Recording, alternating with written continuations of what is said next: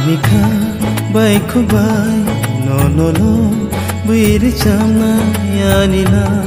matong sa payasa subraji sunini thania phaiman khani nikha rong maha jangmaba Anika bai khukbai no bir chamna yanina matong sa payasa anila matong sa payasa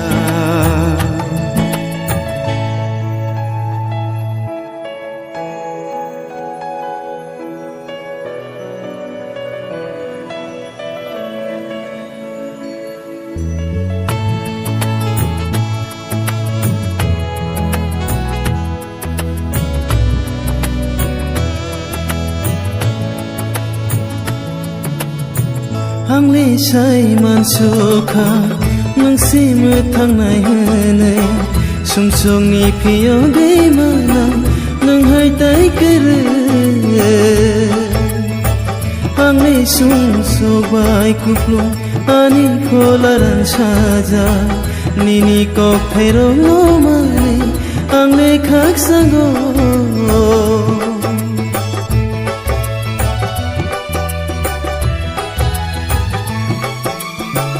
Hangli sai man sukha nang simu thang nai hane sum song ni phiyo gai mana nang hai tai kere Hangli sum so bai kuplo ani kholaran saja nini kok thairo no mane angle khak sango o suga hambai re bonoro O suga hambai re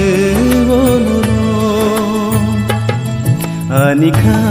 bai khukbai no bir chamna yanila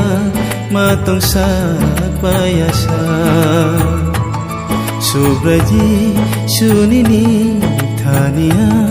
phaiman khani nikhai rong maham jangmaba Nini khai rong maham jangmaba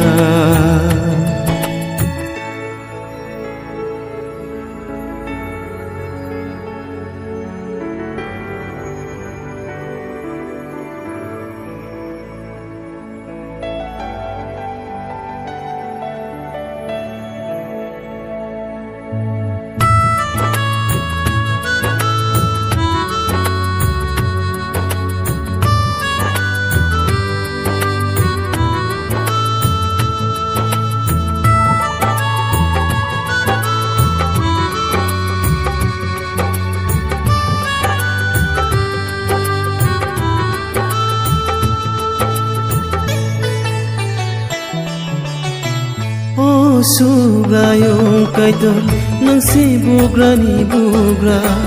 bebak ham ya no mechena nang hai subato O subray jisu ni phananango nono suri uitong nani ani phangkere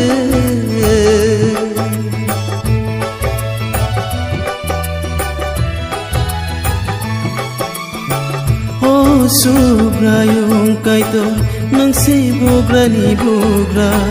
bebak ham ya no mechena nang hai subato O subray jisu ni phananango nono suri uitong nani ani phangkere O subray anono khulubna O subray ang nono